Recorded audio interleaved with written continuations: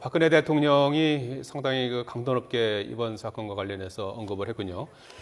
네, 선장과 일부 승무원은 한 행위는 용납될 수 없는 살인 행태다. 네. 아주 강도 높은 발언을 했습니다. 그리고 선장이 승객을 버리고 먼저 탈출한 것은 상상하지 못할 일이다. 이런 언급도 있었습니다. 네.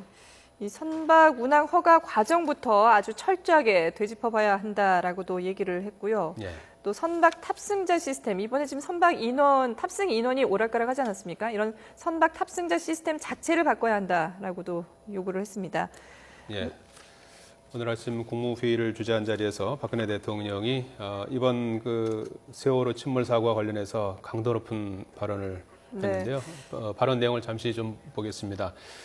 지금 검경합동수사본부가 마련이 됐는데요. 여기에서 한 점 의혹 없이 사고 내용을 밝혀야 된다, 이런 언급도 있었습니다. 네. 또 정부 위기 대응 시스템, 또 초동 대처에 대해서 반성을 해야 한다라고도 얘기를 했습니다. 또 사고 발생 이후까지 매뉴얼이 제대로 작동이 안 됐던 점도 질타를 했습니다. 네. 이번 사고를 계기로 안전대책을 총체적으로 점검하겠다는 다짐도 있었고요. 과거의 대형 사고를 철저히 분석해서 유형별로 대책을 수립하겠다, 이런 언급을 했습니다. 네. 또 강력한 재난 대응 컨트롤 타워가 필요하다라고도 얘기를 했습니다. 이번에 이 컨트롤 타워가 없어서 좀 실종자 가족들이 애를 먹기도 했었는데요. 혼란을 겪기도 했었는데요. 강력한 재난 대응 컨트롤 타워가 필요하다라는 얘기도 했습니다. 그리고 책무를 소홀히 한 공무원은 존재할 이유가 없다. 공무원의 불신이 크다. 눈치만 보는 공무원은 퇴출시키겠다. 이런 언급도 있었습니다. 오늘 청와대 수석 비서관 회의에서 이번 세월호 침몰 사고와 관련해서 박근혜 대통령이 이렇게 언급을 한 내용 전해드렸습니다. 네, 자세한 내용은 또 들어오는 대로 계속해서 전해드리겠습니다. 앞서서도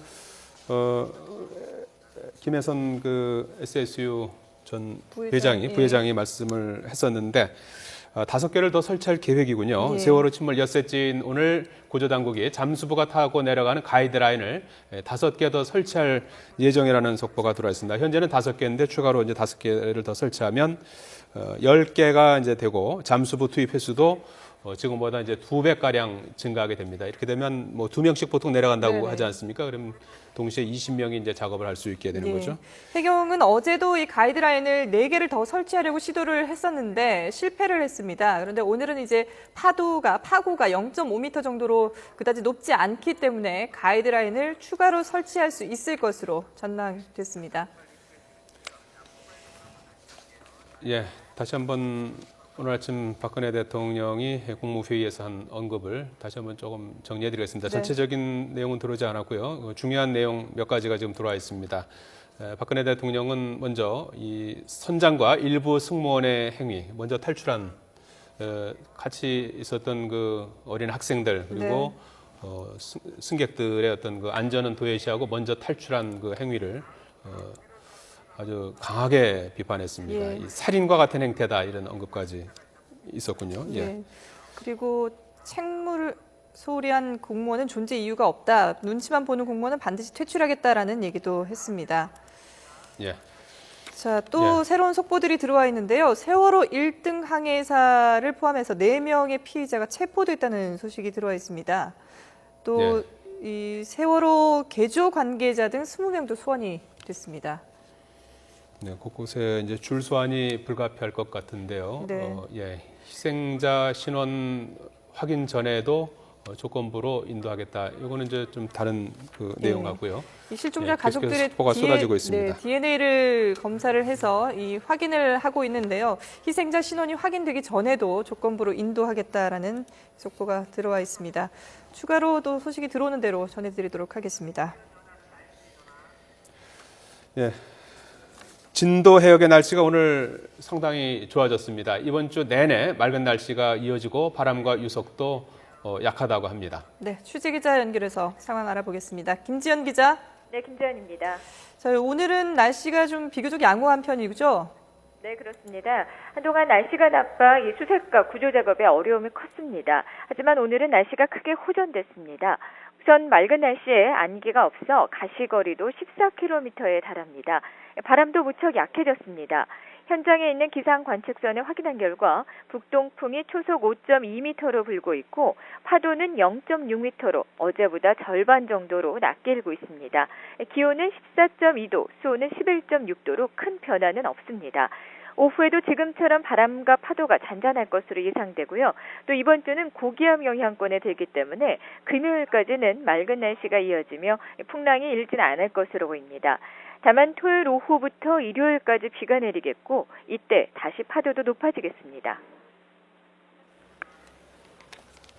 자, 김 기자, 그동안 강한 조류 때문에 수색 작업에 어려움을 겪었는데요. 이번 주가 이제 조류가 상당히 느려지는 이제 조금씩이라고요. 네, 그렇습니다. 밀물과 썰물의 수위차가 큰 사리 기간이 이어지면서 그동안 유속이 무척 빨랐는데요.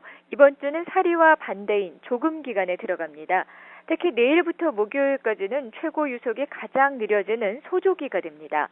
진도 해역은 국내에서 두 번째로 조류가 강한 맹골 수도라 그동안 조류 속도가 초속 2.8m, 시속 10km에 달했는데요. 소조기 기간에는 최고 유속이 초속 1m까지 느려집니다. 여기에 정조 시간까지 고려하면 하루 내내 큰 어려움 없이 작업을 할 수 있을 것으로 보입니다. 오늘 조류 속도가 느려지는 정조 시간은 오전에 두 차례 지났습니다. 오후에도 두 차례 남아있는데요. 1시 9분과 6시 40분에 조류 속도가 초속 0.5m 이하로 느려지겠습니다. 내일 정조 시간은 새벽 0시 57분, 오전 8시 13분, 오후 2시 16분, 저녁 7시 31분 4차례입니다. 지금까지 YTN 김재현입니다. 네, 박근혜 대통령은 세월호 침몰 사고와 관련해서 원인과 문제점을 철저히 규명해서 책임 소재를 명확히 밝히라고 지시했습니다. 또 자리 보전을 위해서 눈치만 보는 공무원들은 반드시 퇴출시키겠다고 경고했습니다. 네, 청와대 취재기자 연결합니다. 박기영 기자. 네, 청와대 춘추관입니다. 네, 오늘 아침 박 대통령이 수석 비서관 회의에서 밝힌 내용이군요. 자세히 전해 주시죠. 네, 박근혜 대통령은 오늘 수석 비서관 회의를 주재한 자리에서 이번 사고 희생자들을 애도하고 재발 방지를 위한 강력한 대책을 주문했습니다. 박 대통령은 먼저 사고 직후 실종자 가족들을 만나보니 공무원들에 대한 불신이 컸다고 지적했습니다. 그러면서 공무원들이 책무를 소홀히 하고 책임 행정을 하지 않는다면 존재 이유가 없다고 말했습니다. 자리를 지키기 위해 눈치 보는 공무원들은 현 정부에서는 반드시 퇴출시킬 것이라고 경고했습니다. 또 세월호의 선장과 승무원들의 행위에 대해서도 상식적으로 납득할 수 없고 용납할 수도 없다고 말했습니다. 특히 3등 항해사에게 위험구역의 항해를 맡기고 교통관제센터의 승객 탈출 지시도 무시하면서 먼저 탈출한 것은 살인과도 같은 행태라고 비판했습니다. 이와 관련해 검경합동수사본부는 이번 사고에 대해 엄정히 수사해 단계별 문제점과 책임 소재를 명확히 밝히라고 지시했습니다. 이에 따라 법과 규정을 어기고 의무를 위반하거나 책임을 방기한 이들에 대해서는 지휘 고하를 막론하고 민형사상의 책임을 물을 것이라고 경고했습니다. 그러면서 또 정부의 위기 대응 시스템과 초동 대처에 대해서도 반성해야 한다고 지적했습니다. 특히 20년이 다 된 노후 선박을 구입해서 운항하면서 선박 구조까지 변경했는데 이 과정에 문제는 없었는지, 또 구명정이 대부분 사용되지 못했는데 안전점검을 어떻게 통과했는지 등을 분명히 밝혀내라고 지시했습니다. 이에 따라 선박의 도입과 점검, 운항허가 과정까지 철저하게 짚어서 비정상적 관행을 반드시 고쳐야 한다고 강조했습니다. 지금까지 청와대 춘추관에서 YTN 박기현입니다.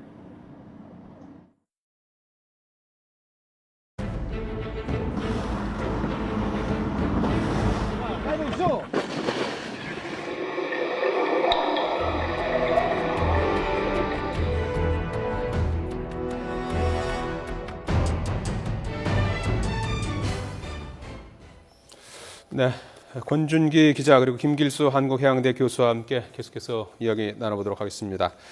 자, 우선 권준기 기자, 네. 세월호가 침몰 직전까지 교신했던 내용이 이제 어제 오후에 이제 전격적으로 공개되면서 당시에 그 다급했던 상황 그리고 세월호에서 어떤 조치가 있었고 네. 또 VTS에서는 어떤 조치가 있었는지를 알 수가 있었는데 네.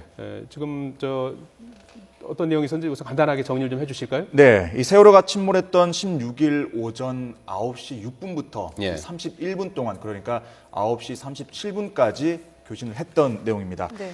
진도 VTS 그러니까 해상관제센터와 11차례 교신을 주고 받았는데요. 이 세월호가 급변침으로 이 선체 이상이 생긴 게 8시 48분이니까 사고 발생 18분 뒤부터 진도 VTS하고 교신이 시작이 된 겁니다. 이 교신 내용을 보면 진도 VTS에서는 계속 구호 조치를 취하라 이렇게 지시를 했는데 세월호에서는 움직일 수 없다, 또 이동이 불가능하다 이렇게 무책임한 답변만 반복합니다. 또 주변에 세월호 구조를 돕기 위해서 어선 또 상선들이 와서 대기를 하고 있었는데도 이 해경 구조함만 계속해서 기다리고 있습니다. 결국 30분 이 교신 시간 동안 이 아까운 골든타임, 그러니까 승객을 구할 수 있는 결정적인 순간을 날려버린 겁니다. 네. 자, 그럼 여기서 이제 교신 내용을 직접 다시 한번 들어보고 또 얘기를 나누도록 하겠습니다.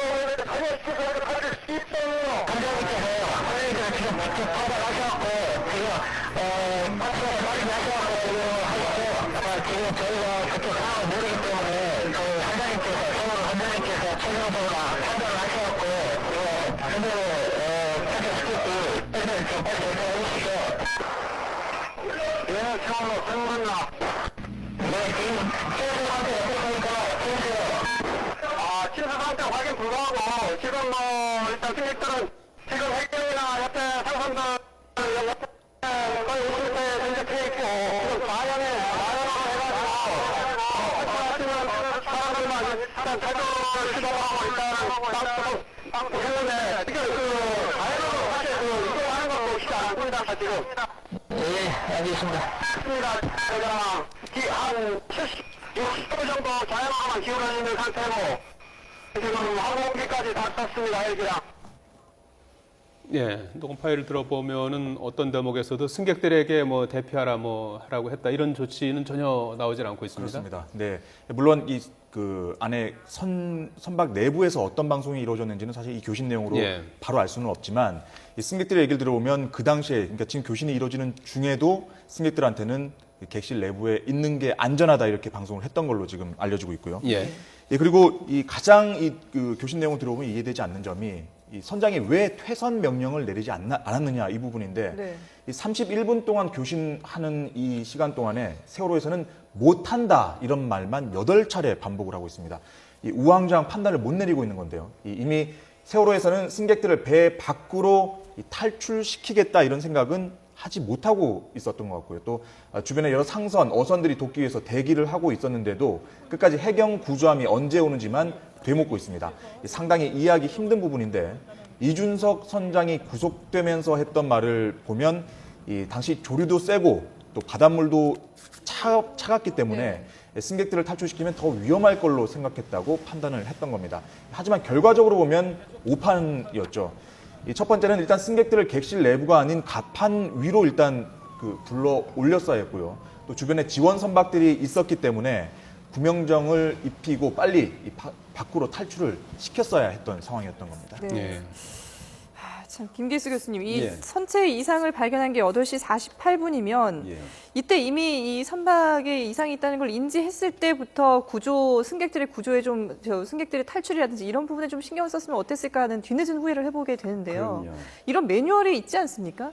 매뉴얼이 있습니다. 예. 여러 매뉴얼이 있습니다. 그 선장은 일단 어떤 사고라도 네. 사고만 일단 발생만 하기만 하면 그게 화재든지 침수든지 충돌이든지 이번 같은 경우에 전복이 됐습니다만 그런 사고만 발생하면 네. 무조건 배를 울려야 됩니다. 배를 울리면서 태선 위치로 가라고 해야 됩니다. 태선 예. 위치라고 하면은 본인에게 할당되어 있는 구명정이 있습니다.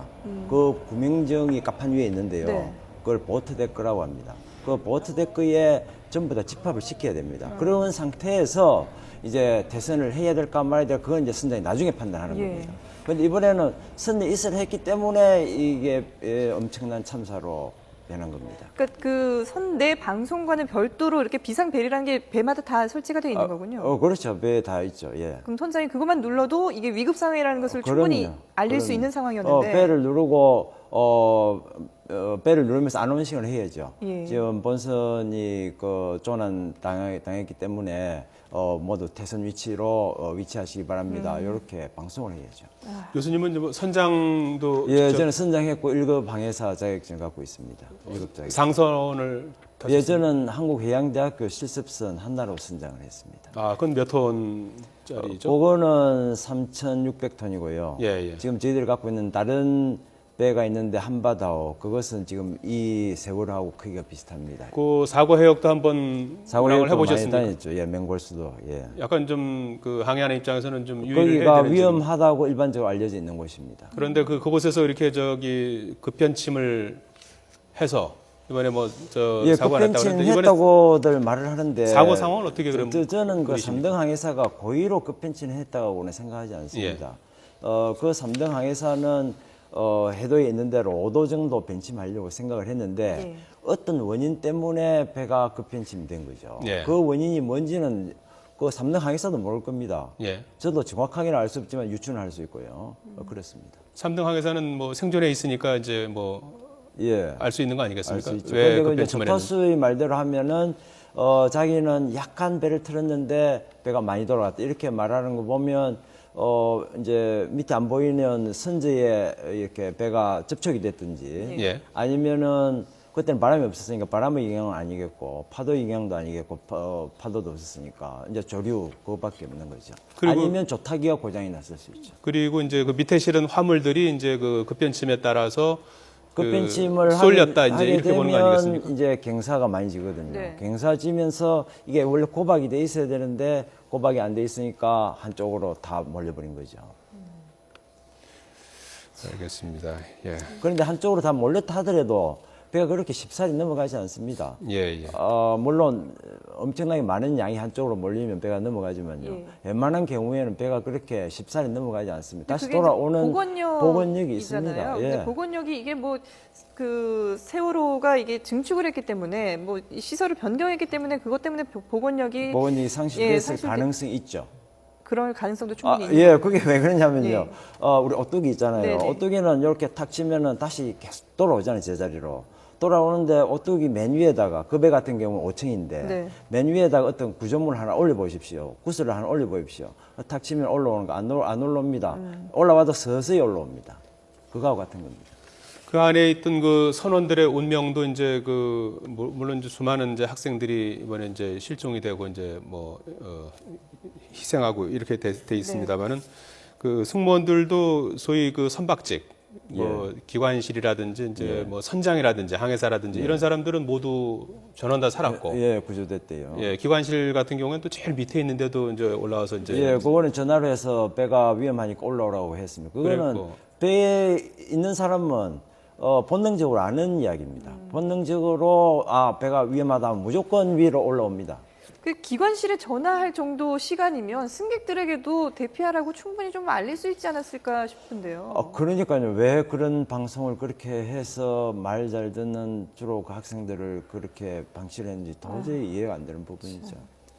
일반 그 이제 조리사라든지 이제 객실에서 이제 일하는 그런 승무원들도 많이 이번에 희생이 됐어요. 예. 그 선원들 간에도 이제 많이 이제 명함이 엇갈린 것 같은데 그 선박직은 부분에도 배를 어떻게 오래 탔기 때문에 본능적으로 배가 약간 위험하다면 무조건 라이프 자켓을 입고 예. 갑판 위에 올라가야 된다는 아는 것이고 네. 그 승무원들은 학생들하고 어찌 보면 비슷한 입장이었을 것 같습니다. 배에 대해서 그렇게 정확하게 모르니까 사고가 났는 모양이다. 그냥 일반 육지하고 비슷한 모양이다. 이렇게 판단을 했겠죠. 권준기 기자, 네. 이 교신자가 이 선장이 아닌 걸로 이렇게 그렇습니다. 선임 항해사 네, 선임 항해사가 당시에 무전을 했던 걸로. 그러니까 지금 교신 법적으로는 문제가 없는 겁니까? 법적으로는 사실 이 선장이 직접 할 수도 있고 아닐 수도 있다고 하는데 문제는 뭐냐면 선장이 과연 그 위급 상황에 조타실에 있었느냐가 중요한 거죠. 그 당시에 지금 그 이준석 선장의 얘기가 그 침실에 다녀왔다고 얘기를 했고 뭐 그 지금 수사 내용 중에 보면 담배를 피러 자리를 비웠다는 얘기도 있고 근데 결국에는 지금 무전도 선장이 하지 않았다는 걸 보면 과연 이 위급 상황에 선장이 아예 자리를 비웠던 게 아니냐 이런 지금 의혹까지 들고 있는 상황이거든요. 만약에 선장이 아예 그 조타실을 비우고 있었다면 사실 이 상황 자체가 컨트롤이 안 됐던 거죠. 네. 통제력을 완전히 잃었던 조타실에서 아무도 지금 수습할 책임을 안 갖고 있었던 겁니다. 그러니까 이준석 선장이 과연 이 무전이 이루어지는 동안에 조타실이 있었느냐 없었느냐 이 부분도 수사로 밝혀야 될 부분 중에 하나입니다. 예, 저도 그 부분이 중요하다 생각합니다. 네. 교신은 누구라도 할 수 있습니다. 예. 제일 급박하게 위험을 느낀 사람이 거의 주로 3등 항해사가 하는 일입니다. 그런데 이제 이번 경우에 1등 항해사가 그 일을 했고요. 선장은 뭘 하고 있어야 되느냐 하면은 그 교신 내용과 기타 배가 전복되는 상황과 이 모든 것들을 종합적으로 판단해서 지금 배에 선원과 승객들이 갑판이 올라와 있다면 언제 이분들을 대선 명령을 내려서 내리게 할까 이 부분을 판단을 하고 있어야 됩니다. 그래서 브릿지에서 그걸 브릿지가 제일 정보가 많이 있는 곳이기 때문에 그 부분을 판단을 하고 있어야죠. 그런데 브릿지가 없었다면 이게 엄청난 문제라고 할 수가 있습니다. 사실 퇴선 명령 시점이 굉장히 중요했던 게 조금 전에 그 전화로 출연했던 그 당시에 지원 선박 그 항해사 얘기도 승객들이 빨리 퇴선을 했다면 자기들이 어떤 조치를 취했겠지만 승객들이 뛰어내질 않아서 답답하게 옆에 지켜볼 수밖에 없었던 상황이라고 얘기를 하고 있거든요. 그리고 어제 교신 내용 중에 보면 실제로 이 얼롱사이드를 할 수 없는 상황이다 이런 얘기가 나옵니다. 이 얘기는 배를 옆에 붙일 수가 없다는 얘기거든요. 왜냐하면 승객들이 다 나오지도 않았는데 배를 붙였다가는 오히려 승객들이 탈출하다가 다칠 수가 있는 상황이기 때문에 붙일 수가 없는 상황이었다고 당시 상황에 지금 교신 기록이 나와 있습니다. 그래서 아주 중요했던 거는 선장이 퇴선 시점을 판단을 하고 빨리 내보내는 시점을 잡았어야 되는데 그 시점을 생각을 못했던 거죠. 그리고 그 와중에 교신 기록을 보면 선장이 함교에 아예 없었을 가능성도 있었던 걸로 보면 굉장히 문제가 있었던 거죠, 사실 상황. 그래서 이제 그 퇴선 명령은 법적으로 선장에게 그 권한이 있습니다. 그러니까 선장이 판단을 해줘야 되는데 1등 항해사가 지금 교신을 했잖아요. 1등 항해사 계속 머뭇머뭇하고 있는 것은 만약 1등 항해사가 퇴선 명령을 내렸다. 그러면 그 이후에 발생하는 모든 책임을 1등 항해사가 져야 되기 때문에 1등 항해사는 결코 그렇게 할 수가 없습니다. 그러니까 선장에게 조언을 하고 선장이 명령을 내려야 되는데 이번 경우에는 그 어느 때도 퇴선 명령이 없었던 거죠. 이 퇴선 명령을 놓친 것도 놓친 거지만 이 세월호가 그동안에 보면은 이 증언을 한 내용들이 좀 거짓말을 한 것도 많이 있었잖아요. 그렇죠. 지금 가장 큰 점이 뭐냐면요. 그 해경에서도 똑같은 얘기를 했습니다. 교신을 하거나 통신을 했을 때 그 세월호에서는 이 여객선 내부에 방송 시스템이 고장났다고 얘기를 했습니다. 그런데 분명히 승객들이 듣고 실제로 녹음된 내용도 그렇죠. 있었죠. 휴대폰으로 찍힌 화면을 봐도 9시 28분까지도 객실 내부가 더 안전하니까 있으라는 방송을 했습니다. 그러니까 이때가 한 9시 14분쯤에도 방송이 고장이 났다 이런 얘기를 하거든요. 9시 23분이네요. 9시 23분에 현재 방송도 불가능한 상태입니다. 이렇게 얘기를 하는데 이 얘기는 거짓말이라는 거죠. 또 한 가지가 있습니다. 지금 그 이준석 선장이 구속되면서 했던 얘기 중에 하나가 뭐냐면 기자들한테 당시에 퇴선 명령을 왜 안 내렸냐 이렇게 질문을 하니까 주변에 도와줄 배들이 없었다. 그렇게 얘기를 했거든요. 근데 지금 분명히 보면 9시 14분부터 이미 도와줄 배들이 주변에 가고 있었고 거의 근접한 상태였습니다. 그리고 중간중간 그 진도 연안 VTS에서는 해경 구조함이 가고 있으니까 15분 남았다, 10분 남았다. 그러니까 빨리 퇴선 명령을 내리라는 얘기를 하는데 끝까지 퇴선 명령을 안 하거든요. 그러니까 이준석 선장은 이 당시에 주변에 선박이 없었다고 얘기를 했지만 분명히 교신 내용을 보면 주변에 선박이 있었던 거죠. 그러니까 이 부분도 거짓말로 드러난 셈입니다. 네. 네. 자, 우리 그 김길수 한국해양대 교수님, 이 세월호가 이 출발부터 기울어져 있었을 것이다라는 그런 분석도 나오고 있어요. 그 이번에 이제 뭐 어떻게 보면 이제 대타로 이게 저 대리로 이번에 이준석 선장이 이제 운항을 한 거 아니겠습니까? 그렇죠. 원 그 선장 부인이 뭐 언론 인터뷰를 통해서 밝힌 내용이라고 하는데 이 사고 전에도 세월호가 기후동에서 남편이 바다 나가기가 무섭다고 밝혔다 뭐 이런 얘기가 있어요. 이건 조금 더 이제 확인해봐야 될 것 같은데 이런 것들은 거기에 사고하고 이제, 어떤 관련이 있을까요? 그 선장은 이제 배를 오래 탄 경험이 있었다면 네. 배의 보건성에 벌써 문제가 있었다는 것을 알고 있었을 가능성이 있습니다. 예. 있는데 이제 그 부분을 이제 지적하기는 곤란했겠죠. 예. 그러나 본인은 느끼고 있었다고 봐야죠. 예. 그 본인이 느꼈으면은 뭐 좀 조치를 해야 되는 거 아니겠습니까? 애초에 기울어져 있다고 그러면 왜 그런 거 증축 때문입니까? 애초에 기울어져 있었던 것은 이제 배는 이렇게 그걸 힐링이라고 하는데요. 힐링을 보완하기 위해서 많은 그 바닷물을 넣었다가 뺐다가 이렇게 옮기기도 하고 이래가지고 배 힐링을 보완합니다. 그런데 그 배 같은 경우는 스테빌라이저가 있는데 한쪽 스테빌라이저가 고장이 났었다고 합니다. 네. 그걸 수리를 안 했다고 하는데 아마 그것 때문에 그랬을 가능성도 있습니다. 예. 사실 저 부분에 대해서도 굉장히 중요한 부분 중에 하나가 선장이 지금 구속된 선장은 이준석 선장은 원래 대기 선장이고요. 원래 선장은 신모 씨라고 훨씬 나이도 젊고 네. 이 원래 보통 이 선박을 운항하던 선장이 있었습니다. 예. 근데 이 선장은 휴가 중이었기 때문에 이준석 선장이 그때 대리로 네네. 운전을 했던 거거든요. 근데 신모 선장 같은 경우도 지금 그 합동수사본부에서 소환 통보를 했습니다. 왜냐하면 이 신모 선장이야말로 이 배의 상태에 대해서 가장 잘 알고 있는 사람이거든요. 그리고 실제로 스테빌라이저 고장 얘기도 있지만 평형수 탱크에도 문제가 있었다는 얘기도 있습니다. 그래서 신모 선장을 불러서 이 당시에 이 선박에 원래 어떤 기체 결함이 있었는지 파악을 하면 이 사고 원인을 밝히는데 좀 더 실마리가 되지 않을까 그렇게 보여집니다. 네. 자, 김길수 한국해양대 교수 그리고 사회부 권준기 기자하고 얘기를 나눠봤습니다. 고맙습니다. 고맙습니다. 감사합니다.